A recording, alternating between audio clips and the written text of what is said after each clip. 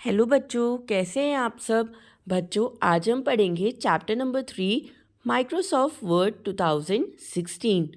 बच्चों, हम सभी को पता है कि माइक्रोसॉफ्ट वर्ड 2016 एक वर्ड फॉर्मेटिंग टूल है जिसकी हेल्प से हम किसी भी डॉक्यूमेंट को फॉर्मेट कर सकते हैं। यानी हम उसमें टेक्स्ट को ऐड कर सकते हैं या उसमें कोई भी वर्ड को फाइंड कर सकते हैं, रिप्लेस कर सकते हैं, कलर कर सकते हैं, हाईलाइट कर सकते हैं या उसके फ़ॉन्ट को चेंज भी कर सकते हैं। और भी बहुत सारे फंक्शंस इसमें अवेलेबल होते हैं। चलिए अब हम इसके टूल्स और फंक्शंस के बारे में और पढ़ते हैं। Number 1, thesaurus. बच्चों, थिसॉरस एक बहुत ही यूज़फुल फीचर है। ये हमें शो करता है लिस्ट ऑफ वर्ड्स जो कि सिमिलर होते हैं मीनिंग में, जिस वर्ड को हमने सर्च बॉक्स में अप्लाई किया होता है। अगर हमें रिपीटिशन ऑफ वर्ड को अवॉइड करना है और उसका एक पॉसिबल ऑल्टरनेटिव ढूंढना है तो हम थिसॉरस टूल में से उस वर्ड को पिक कर सकते हैं।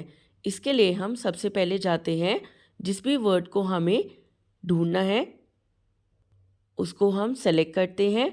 इसके बाद हम रिव्यू टैब में जाके थिसॉरस ऑप्शन पर क्लिक करते हैं।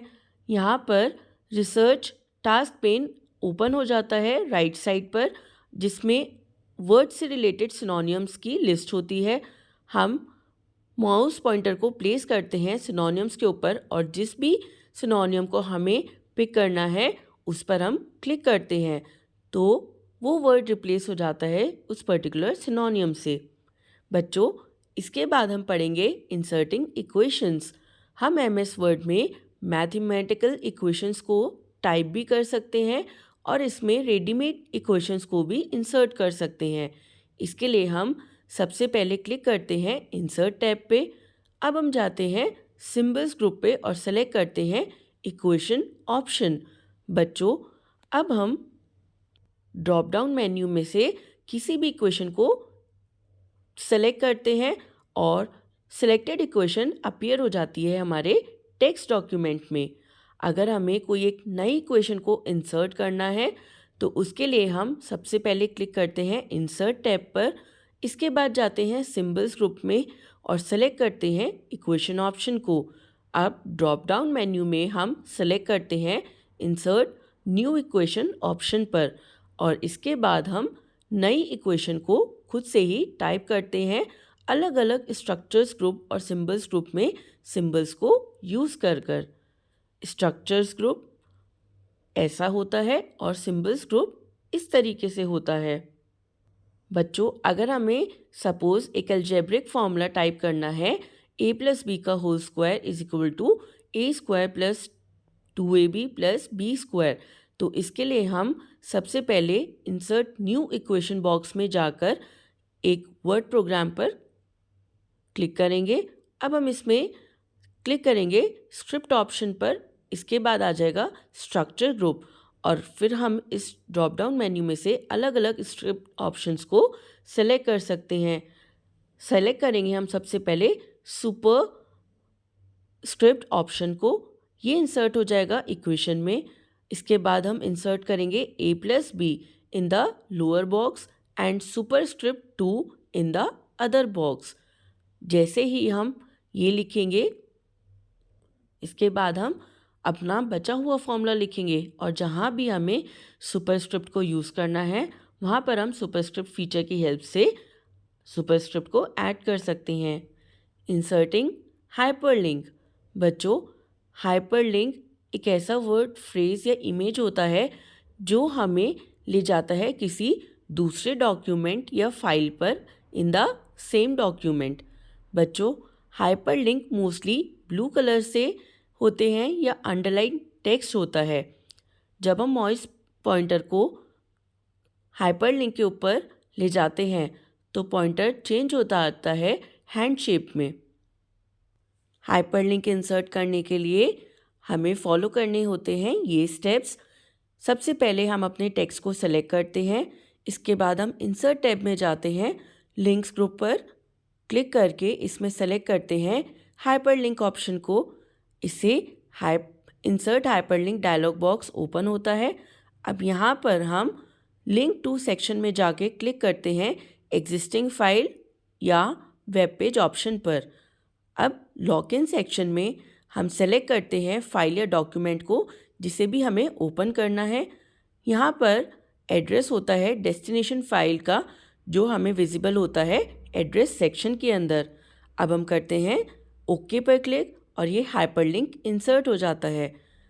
जब हम कंट्रोल की को प्रेस करते हैं तो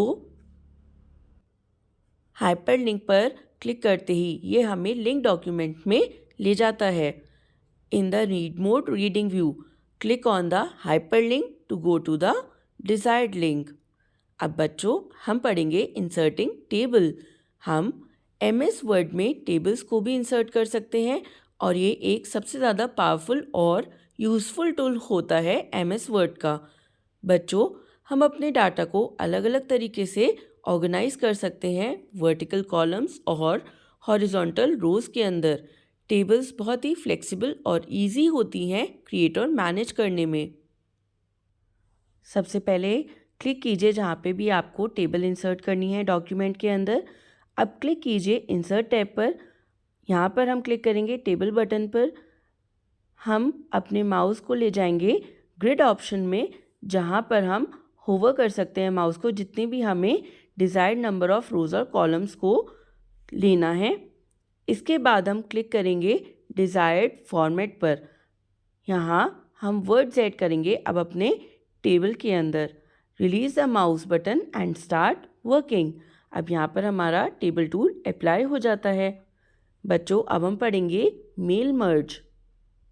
बच्चों मेल मर्ज फीचर की हेल्प से हम कंबाइन कर सकते हैं डेटा सोर्स को विद द मेन डॉक्यूमेंट।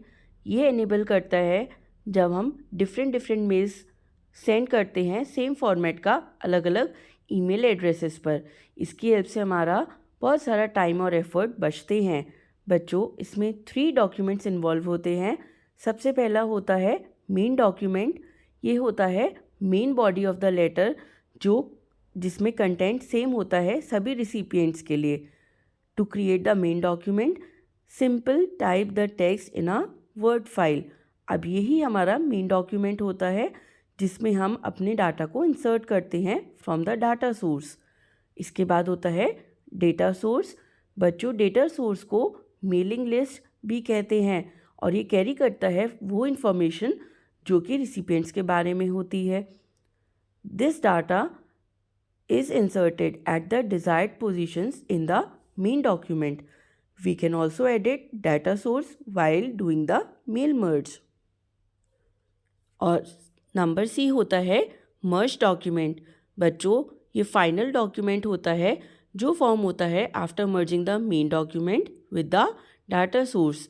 बच्चों मर्ज डॉक्यूमेंट्स फाइनल डॉक्यूमेंट्स होते हैं जो रिसिपिएंट्स को सेंड किए जा सकते हैं। मेल मर्ज हम करते हैं इन स्टेप्स के थ्रू। सबसे पहले